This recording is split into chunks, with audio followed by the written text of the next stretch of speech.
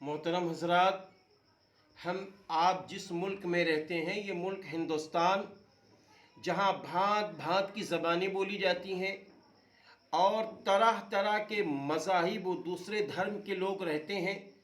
हम सब एक दूसरे से मिलजुल कर रहते हैं। अगर हम ये बात कहें तो गलत नहीं है कि हिंदू और मुस्लिम ये दो आँखें हैं, और इसी तरह हम ये भी गलत नहीं कह सकते कि हम सब मिलजुल कर जो रहते हैं यही हमारी बड़ी ताकत है, यही गंगा जमुनी तहजीब है कि हम सब मिलजुल कर रहते हैं।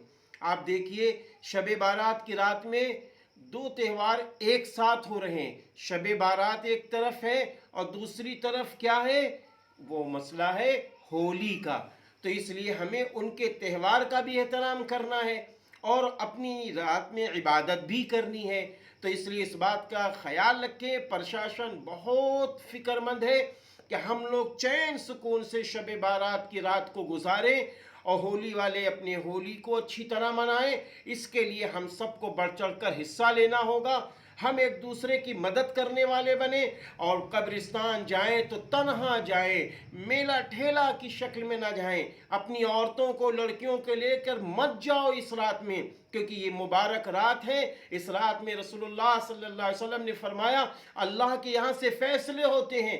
एक साल का रिकॉर्ड अल्लाह फरिश्तों के हवाले करता है। इसलिए हम मुसलमानों से अपील करते हैं, ये रात मुबारक रात है, इसको मेले ठेले की तरह ना गुजारिए। और दूसरी बात ये है कि हमें दोनों त्योहारों का ख्याल रखना है।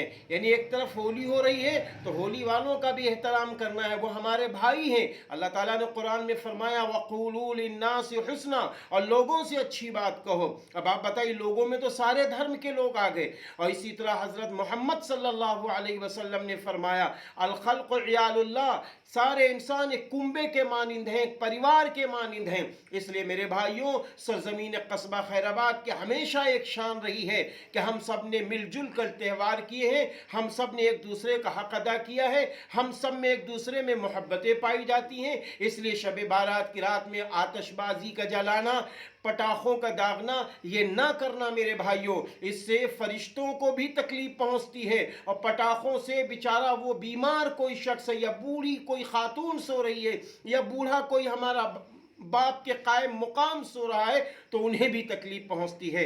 इसलिए हमें इन चीज़ों से बचना है। और दूसरे, इस रात को ऐसी गुजारो कि जिससे मेरा अल्लाह भी खुश हो जाए और अल्लाह की तरफ से अच्छे फैसले हों।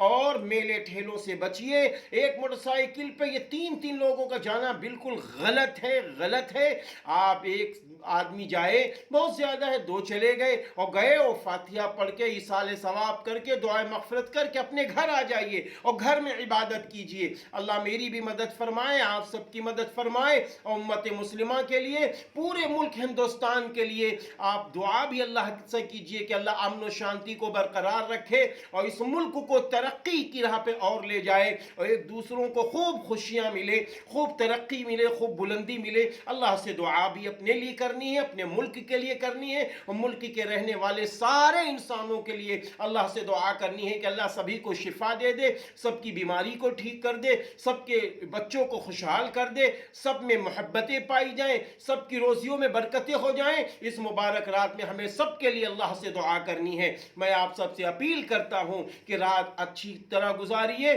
और रात में इबादत अच्छी तरह कीजिए, घरों में इबादत कीजिए। मार्केट और बाहर एक शोर शराबा हरगिज़ नहीं होना चाहिए।